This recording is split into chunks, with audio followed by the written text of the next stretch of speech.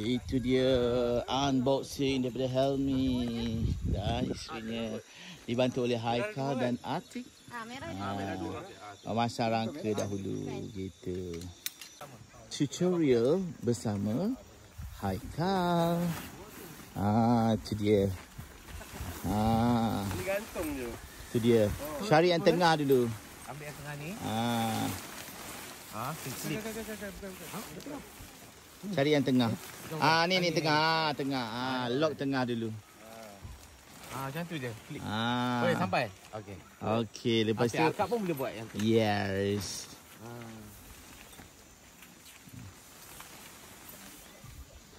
Naik kemari satu depan, satu belakang.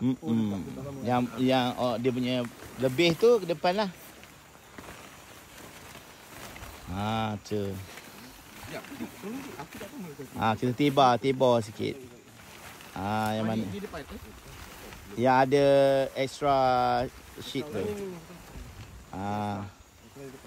Okey, kita dah dapat dah. Okey, tak apa, kita masuk daripada sini.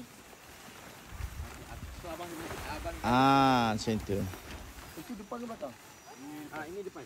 Depan sebelah mana? Ya. Sarung kita kan ni.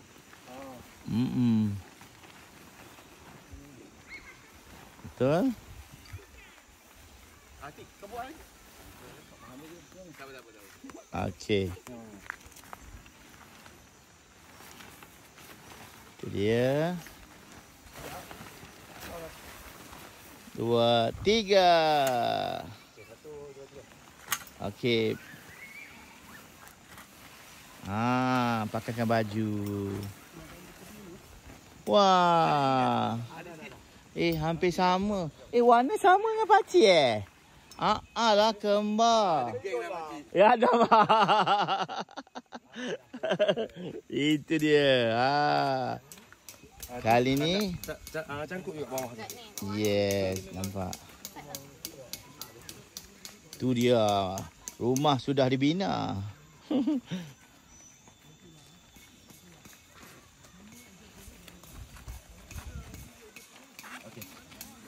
Okey.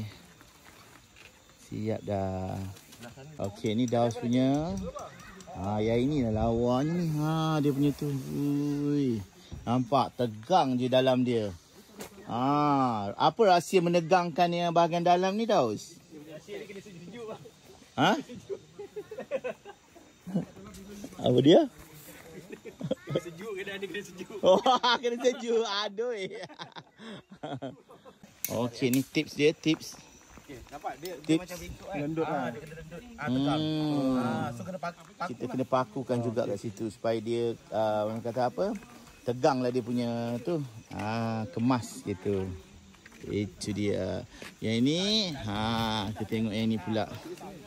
Yang ini nampak. Siapa kata wanita tak boleh pasang khemah? Siapa kata? Jangan pandang sebelah mata. Itu lagu Daus ya. Nampak. Dia yang seorang di dalam, yang seorang di luar. Nampak. Macam pakcik cuba teka berada di mana? Di sungai. Tahu-tahu dah siap. Okey. Tahu-tahu dah siap yang ini. Minangkabau korang. Konsep dia ni pun jiran pakcik dah siap. Ya Allah, besarnya dia punya kerusi. Puas hati duduk. Ni pakcik Minangkabau. Ada tetamu.